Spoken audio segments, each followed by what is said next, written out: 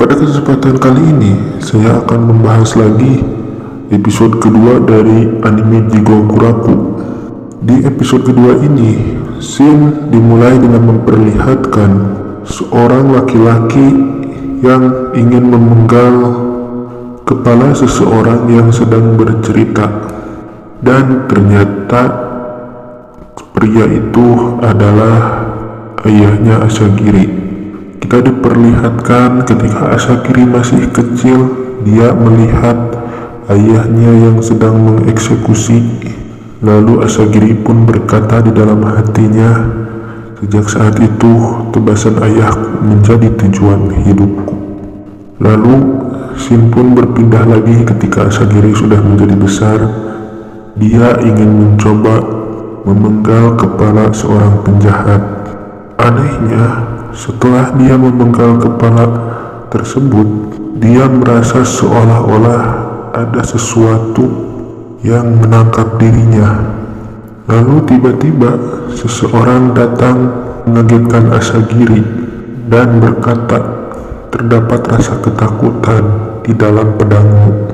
Kalau terdapat ketakutan dan rasa ragu, itu akan menyebabkan rasa yang sangat sakit terhadap terpidana mati tersebut.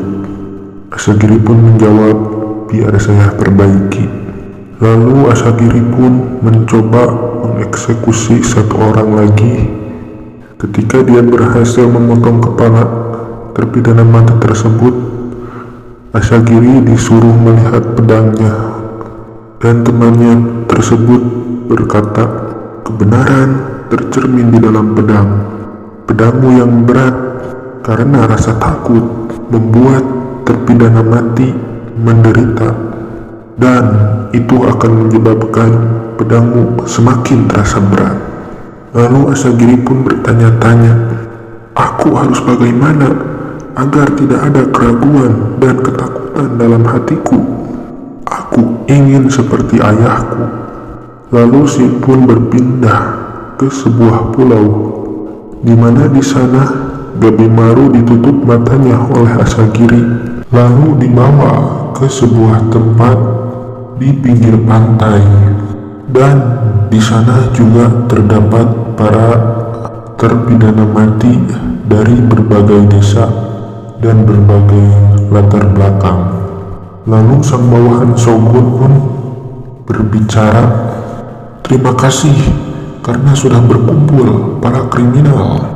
Beliau yang duduk di sini adalah Sei Taishogun yang ke-11, yaitu Tuan Tokugawa Narisoyushi. Normalnya beliau bukanlah orang yang bisa kalian temui. Lalu para tahanan pun berkata, kalian meremehkan kami.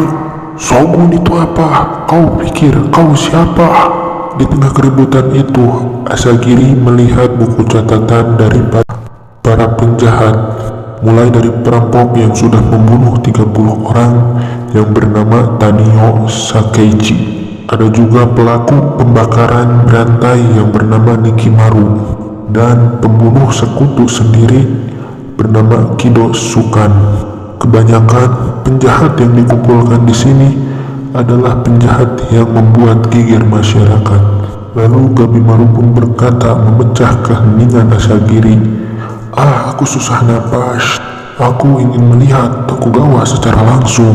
Asagiri pun menjawab, tidak boleh. Dan pengawal pun menyela omongan mereka, berkata, misi rahasia yang diberikan kepada kalian harus pergi ke Senkeok dan membawa kembali ramuan keabadian.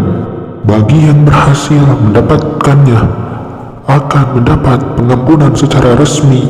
Dalam surat pengampunan ini, setelah surat itu dibacakan, semua narapidana pun berhenti dan situasi menjadi tenang kembali. Akan tetapi ada seseorang yang tertawa sambil berkata, dengan adanya itu aku bisa membunuh sepuasnya lagi. Pria itu bernama Adachi Matagoro, seorang sampah yang hanya membunuh wanita dan anak-anak untuk kesenangan. Lalu diikuti dengan Gabimaru yang berteriak, lalu meniupi kertas yang ada di wajahnya. Dan ada seorang gadis di belakang Kebimaru berkata, "Kamu Kebimaru, aku bisa tahu dari warna rambut dan bentuk tubuhmu. Habisnya, kamu sangat terkenal di dunia kami. Tapi aku kecewa, kau lebih cebol dari yang dirumorkan. Tidak enak dipandang dan cebol juga. Pada akhirnya, kamu tertangkap juga." Kebimaru pun menjawab dengan polosnya, "Maaf, aku membuatmu kecewa." Lalu anak buah Shogun pun berbicara lagi. "Saya akan menjelaskan tentang pulau yang akan kalian kunjungi. Tempat itu sudah bagaikan surga." Lalu anak buah Shogun pun menyuruh untuk melepas penutup wajah para tahanan itu, lalu menunjukkan sebuah roda yang ditutup dengan sebuah kain putih. Ternyata di dalam kain itu terdapat seorang manusia yang ditumbuhi dengan berbagai macam bunga. Dia adalah satu-satunya orang yang kembali dari tim ekspedisi yang dikirim belum lama ini. Seperti yang kalian lihat, dia sudah bukan manusia lagi. Setelah melihat itu, semua tahanan pun terdiam. Saat dia kembali, sekujur tubuhnya muncul benjolan. Keesokan harinya, itu semua mulai bermekaran. 60 orang anggota ekspedisi lainnya menghilang. Dan tentang apa yang terjadi di pulau itu, kami tidak punya informasi bila petunjuknya seperti ini. Lalu para tahanan pun bertanya, "Kami tidak dengar kalau pulaunya berbahaya." Lalu anak buah Shogun pun berkata, "Tidak masalah kan? Bisa mekar jadi bunga itu hal yang sangat ajaib dan sebuah berkah. Bukankah ini terlalu mewah buat kalian?" Lalu para tahanan pun berkata, "Persetan, apa yang kalian bicarakan? Kami tidak mau pergi. Jangan mengejek kami." Lalu anak buah Shogun pun berkata sambil menangis, "Kalian adalah terpidana mati, tapi kalian mendapat kesempatan bebas dan bahkan bisa pergi ke surga. Apa kalian belum paham betapa murah hatinya yang mulia?" Lalu seseorang yang bertubuh kecil pun berkata, "Hei, kalian tidak tahu apa-apa tentang pulau itu, bukan?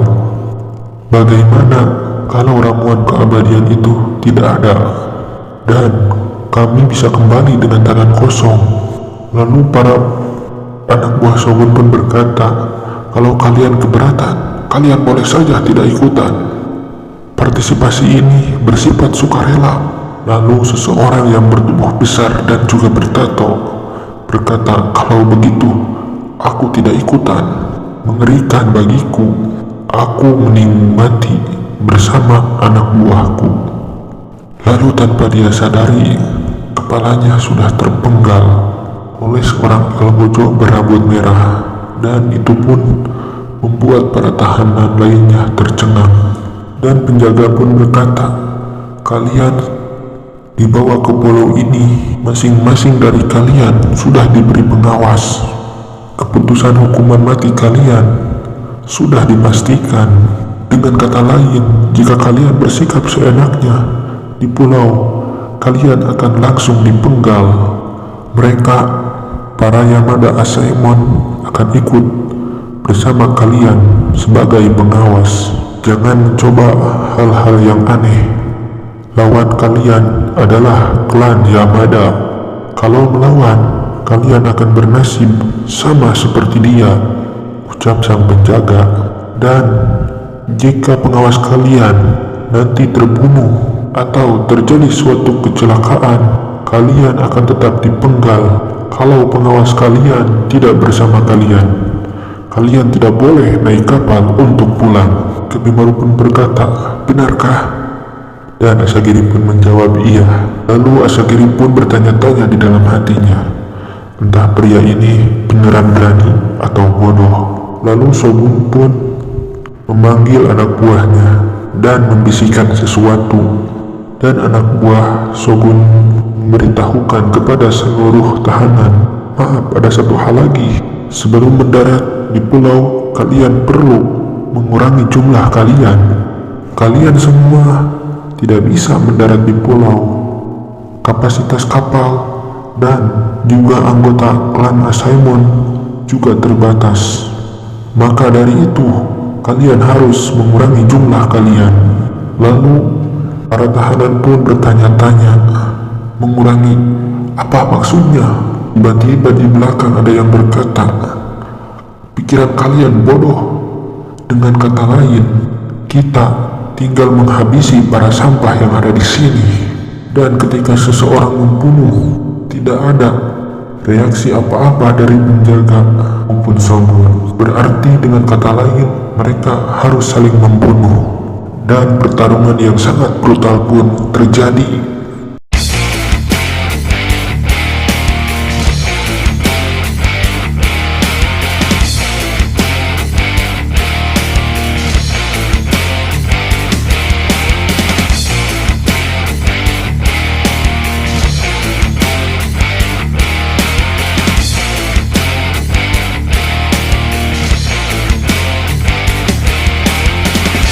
Sangat terkesan dengan pertarungan sesama para tahanan itu. Lalu shogun pun bertanya, jadi mana yang memiliki segel merah? Lalu anak buah shogun pun berkata, para penjahat dengan keahlian luar biasa. Mereka bahkan pantas disebut memiliki kekuatan super. Mereka telah diberikan segel merah di buku, seperti pria yang berambut kuning. Meskipun usianya masih muda, dia memimpin kelompok bandit. Dia pria keji yang mendirikan desa bandit jauh di pegunungan Iyo. Lalu seorang wanita yang berambut ungu. Wanita itu terlibat dalam penyerbuan kastil Sakigawa. Dia adalah seorang kunoichi yang menghabisi setiap prajurit di kastil. Lalu seseorang yang berambut panjang, dia ahli pedang yang dikenal sebagai naga pedang atau tak tertandingi di 8 provinsi. Lalu seseorang yang bertubuh sangat besar yang dikatakan memakan kepala beruang terlebih dahulu. Banyak orang yang bilang baik pedang maupun tombak tidak mempan melawannya. Shogun pun berkata, ini seperti gulungan gambar naga berperang. Di antara mereka yang paling menonjol adalah legenda hidup Gabimaru si hampa. Lalu sang anak buah menunjukkan kepada shogun di mana Gabimaru si hampa. Lalu anak buah pun berkata-kata, si legenda sama sekali tidak bergerak. Lalu seseorang Algojo yang ditutupi matanya sebelah berkata kepada Asagiri, kalau kamu lebih baik menjauh dari tugas seorang Algojo, karena itu sangat berbahaya bagimu, apalagi kalau kau tidak sanggup mengangkat pedangmu. Lalu Asagiri pun menjawab, dengan segala hormat Tuan Ijen, saya ingin melakukan apa yang saya bisa. Lalu Shin pun berpindah ke masa lalu di mana Asagiri masih kecil. Dia yang sedang makan bersama teman-temannya. Tiba-tiba lewat 2 orang pria membawa sebuah karung, dan di dalam karung itu ternyata manusia. Ternyata manusia itu adalah seseorang korban dari pengujian pedang untuk membuat obat dari mayat. Meskipun seseorang tidak menggunakan pedang, setiap orang yang lahir di klan Yamada mencari nafkah melalui kematian orang. Pada suatu ketika Asagiri yang masih kecil sedang berlari dikejar-kejar oleh anak-anak. Lalu mereka melempari Asagiri dengan sebuah batu hingga membuat kepala Asagiri berdarah. Lalu Asagiri yang masih kecil pun berkata, mau memalingkan wajah seperti apapun, kebenaran tetap saja tercermin di pedangnya. Lalu Shin pun kembali di pertarungan antara para kriminal. Terdapat 3 penjahat yang ingin menerobos kabur dengan cara melawan Asagiri yang terlihat sangat mudah untuk dihabisi. Lalu ketika mereka berlari menuju Asagiri, Asagiri pun dengan posisi yang siap ingin memenggal mereka. Lalu tanpa disadari, kepala mereka bertiga terpotong dengan mudahnya. Lalu setelah itu Asagiri pun merasa bahwa banyak tangan yang memeganginya. Lamunan Asagiri pun terbuyarkan dengan ucapan Gabimaru yang berkata, "Apa tak bisa pakai cara lain untuk menentukan siapa yang pergi ke pulau itu? Kami memang pembunuh, tapi bukan berarti semua yang kami bunuh itu karena keinginan kami. Aku muak melihat kalian melakukan ini pada kami.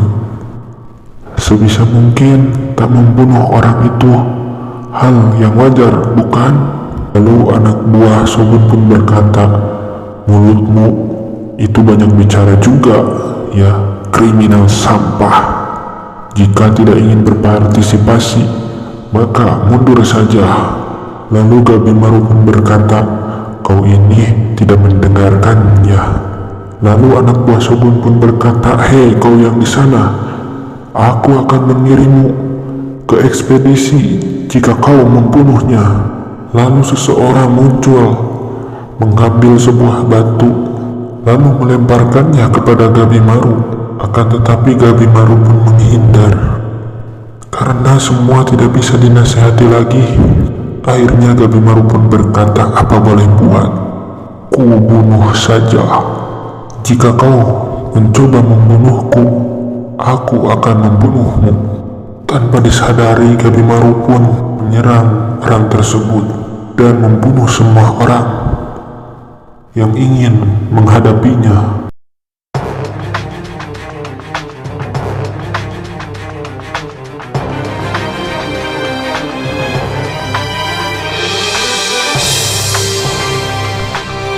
Hal itu membuat Shogun pun tercengang. Lalu Asagiri pun melihat dengan pedangnya ditunjukkan ke arah Gabimaru. Lalu Gabimaru pun berkata, "Apa kau tak bakal protes jika cara membunuhku itu indah?" Setelah melihat itu, Asagiri pun tanpa sadar meneteskan air mata. Lalu temannya pun berkata, "Asagiri, apa kau baik-baik saja? Sepertinya ini tanggung jawab yang terlalu besar untuk kau tanggung." Asagiri pun berkata, "Tidak, aku akan membunuhnya." Dan Gabimaru pun terlihat meneteskan air mata juga. Lalu tiba-tiba anak buah Shogun pun berkata, "Berhenti para kriminal. Kalian akan bergabung dalam tim ekspedisi pertama Raja Bandit Aja Choibei." Lalu pedang naga Tamaya Gentatsui, pemburu 100 Kien Gila, Nurugai dan Seki, Hoburo si doa pembunuh, Shinobi pelarian Gabimaru si hampa, Akagino si pelacur kanibal, lalu Kunoichi Yujuriha dari Keisuhu, Moro Makia si murtad, raksasa dari Bijen Rokurota. Kalian bersepuluh akan pergi. Masing-masing dari kalian akan ditemani oleh Algojo Asaemon dari klan Yamada. Kalian akan melakukan perjalanan ke pulau yang belum dipetakan di Laut Selatan dan mencari ramuan keabadian yang memberikan keabadian. Jika berhasil, kalian akan dibebaskan. Tidak usah cemas, kalian akan pergi ke tanah kebahagiaan, surga, yaitu Shinsenkyo. Lalu episode kedua pun berakhir dengan memperlihatkan Gabimaru yang sudah sampai ke tempat itu.